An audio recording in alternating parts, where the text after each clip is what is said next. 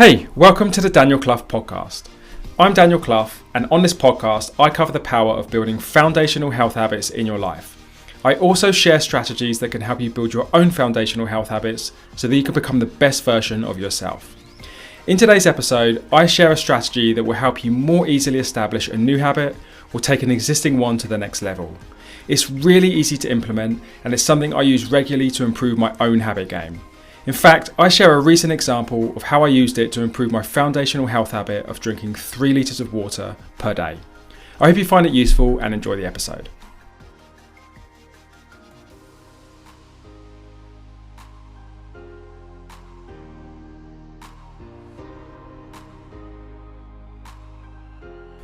If you've ever tried to either start a new habit or improve an existing one, you'll know that it can be super hard.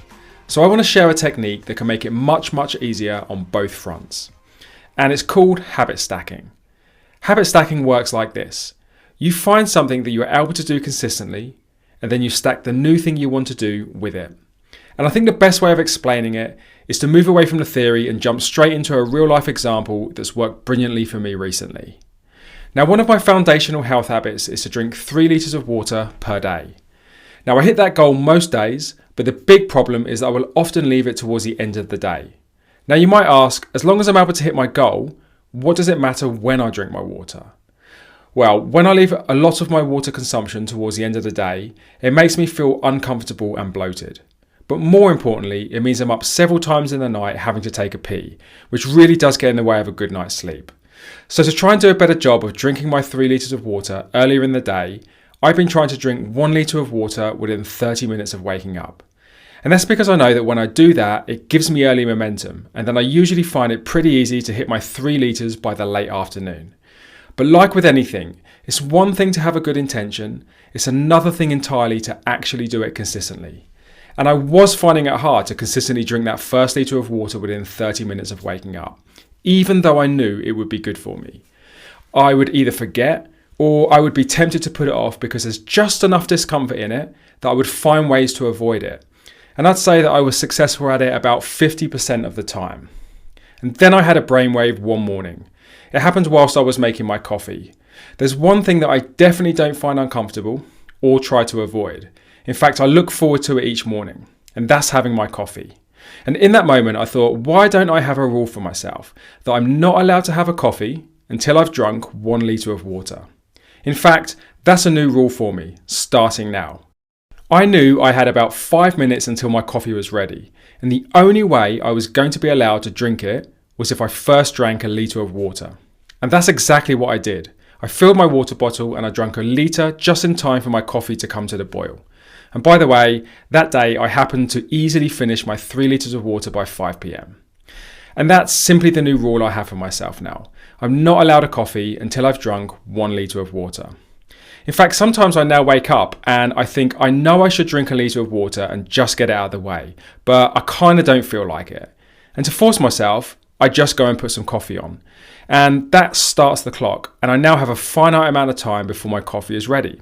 It literally forces me to grab a water bottle and just get it done, because I know if I don't, I'll just have a cup of freshly made coffee that I'm not able to drink. And for the last 10 days or so, I've had no issues at all in drinking a litre of water in the first 30 minutes of waking up. I haven't skipped it once. So let's back up for a minute. Remember I said that habit stacking works when you find something that you're already able to do consistently, and then you stack the new thing you want to do with it. So in this example, making and drinking my coffee first thing in the morning was a thing that I did consistently and with ease. It was a very reliable routine for me. And the new thing I did was drinking 1 litre of water very early in the day. And by stacking them together, I've been able to go from struggling to drink a litre of water in the first 30 minutes of the day to now consistently being able to do it. And you'll notice that the habit I stacked on top of, i.e. drinking coffee, was something that I look forward to. In fact, I think this is when it works best, when you take a habit that you find both easy and pleasurable, and then you put something that's new and very manageable before it. I think that's really important. What you don't want to do is put something that's unpleasurable and long-winded before something that already works. If you do that, you might even put the existing habit in jeopardy. And also by having the existing habit be something that you look forward to, it then acts as an incentive and a reward to do the new thing. So in summary, Number 1, identify the easiest version of the new habit that you want to do. Remember, you can always dial it up later once you've won the battle of establishing it as a habit.